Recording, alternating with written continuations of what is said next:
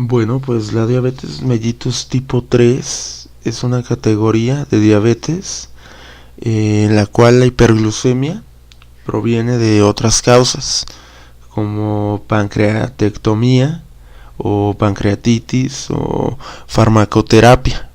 Esta categoría no está muy bien definida y no es de gran importancia, ya que pues si tenemos por ejemplo una pancreatectomía, pues sabemos lógicamente que pues hemos quitado el páncreas, ¿no? Hemos quitado parte importante, entonces ahí ya lo tenemos más claro, ¿no? Por otro lado, la diabetes mellitus tipo 4 es la llamada diabetes gestacional, que es cualquier anomalía de la concentración de glucosa en sangre durante el embarazo. Durante la gestación, la placenta y las hormonas propias del embarazo a veces causan una resistencia periférica a la insulina. Es algo que se debe de diagnosticar, ya que es muy importante. La diabetes mellitus es la causa de los niños macrosómicos. Bueno, pues en este momento damos un pequeño repaso de la insulina. Sus aspectos más importantes. Los aspectos químicos de la insulina, pues hay que recordar que es una hormona humana que contiene 51 aminoácidos dispuestos en dos cadenas, que es la A y la B, unidos por cadenas disulfuro. En realidad, pues la insulina parte de la proinsulina, que es una proteína más larga en una sola cadena que se procesa dentro del aparato de Golgi de las células beta pancreáticas y se almacena en gránulos. Ahí se hidroliza en insulina. La cadena A y la cadena B están conectadas por el péptido C, que se va a hidrolizar de manera que va a dar una vuelta sobre sí misma, y los enlaces disulfuros se van a formar entre la cadena A y la cadena B, y el péptido C va a ser escindido de la hormona, de la cadena. Bueno, pues la insulina y el péptido C se van a secretar en las cantidades equivalentes a los secretagogos que hagan contacto con las células.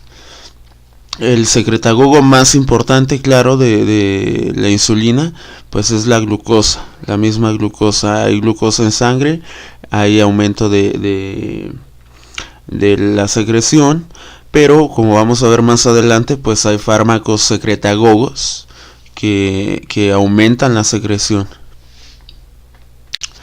La secreción de péptido C no tiene una función fisiológica conocida, pero nos sirve a la hora de tratar de diagnosticar pues una diabetes en la que hay poca o nula síntesis de insulina, porque la insulina al final de cuentas en sangre termina usándose y destruyéndose, pero el péptido C se puede medir directamente y darse cuenta si las células pancreáticas están realmente secretando la insulina necesaria o no lo están haciendo.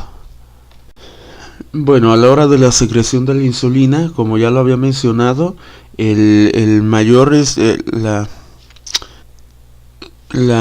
compuesto que más estimula la secreción, pues es la glucosa en sí mismo, ya que la glucosa ofrece una retroalimentación negativa.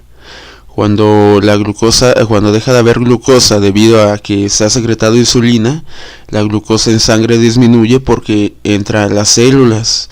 Una vez que hay una glucosa más baja en sangre, pues se deja de secretar insulina. Es una retroalimentación muy compleja, pero que nos sirve bastante. Existen otros estimulantes que, bueno, haré mención de ellos, pero no es tan importante, como los hidratos de carbono, por ejemplo la manosa, aminoácidos, en particular los aminoácidos gluconeogénicos como leucina y arginina, hormonas como el polipéptido similar al glucagón 1, polipéptido insulinotrópico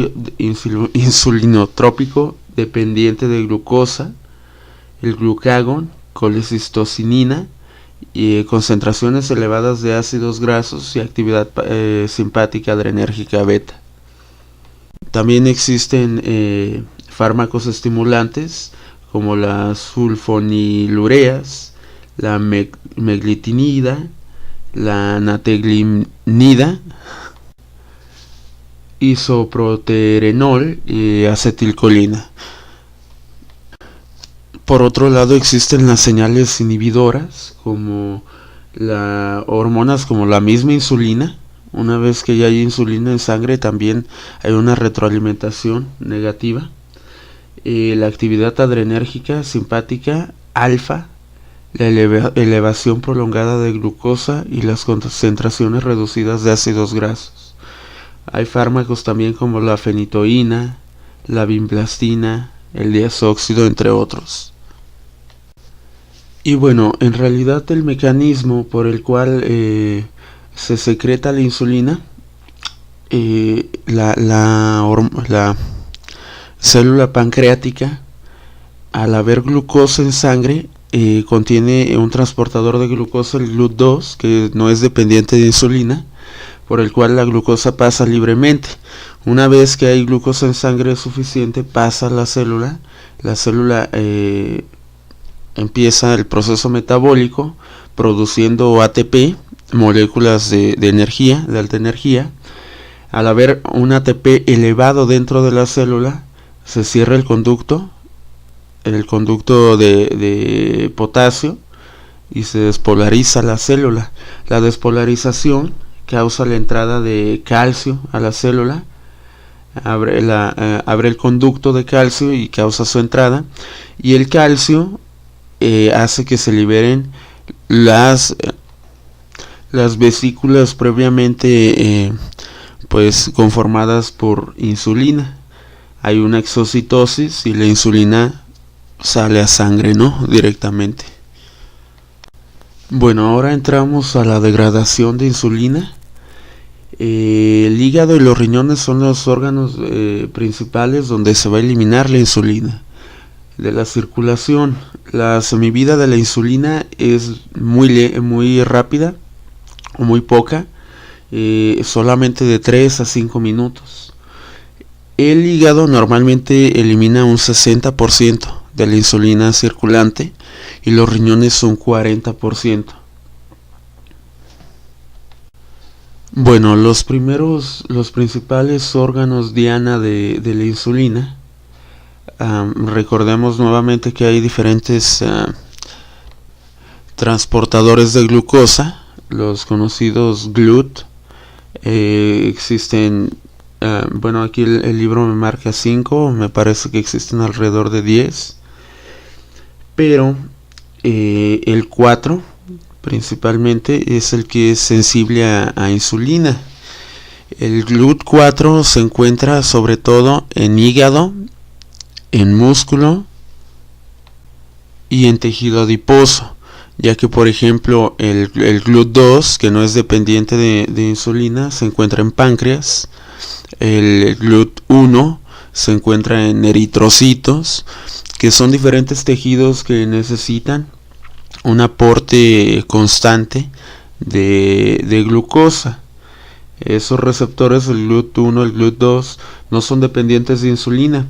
El GLUT4 sí, ya que, bueno, supongo debido a la evolución, el músculo así como el tejido adiposo y el hígado, son órganos que más que otra cosa pues guardan para cuando haya una escasez de glucosa, de sustratos para la alimentación, de manera que si no hay suficiente, pues la misma evolución nos ha ayudado a no guardar, simplemente utilizar lo máximo que podemos.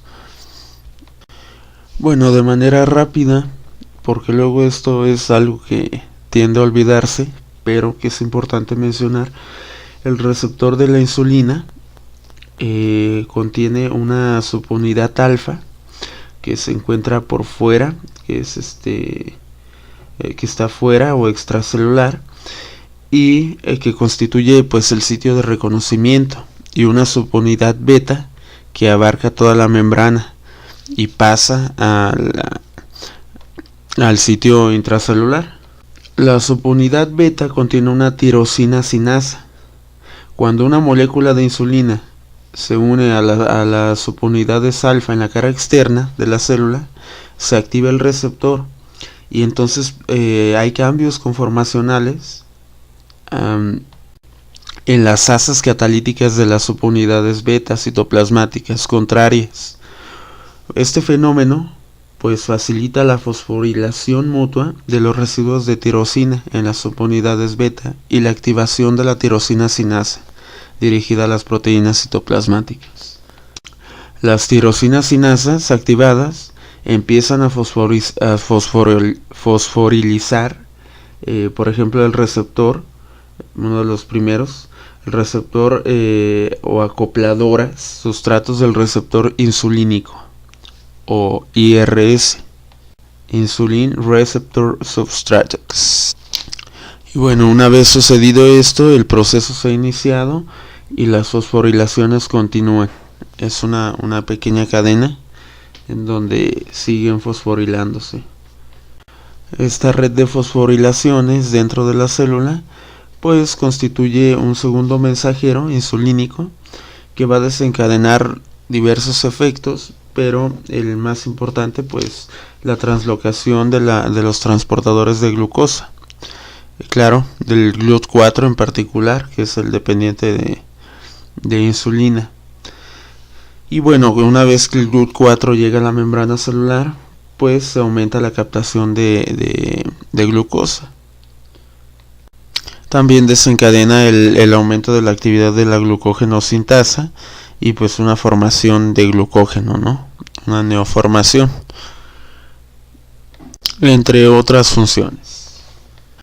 De ahí pues parte la importancia de que no haya cambios en el receptor insulínico, ya que un cambio en el receptor pues podría inutilizar el receptor insulínico y pues formar una resistencia periférica a la insulina.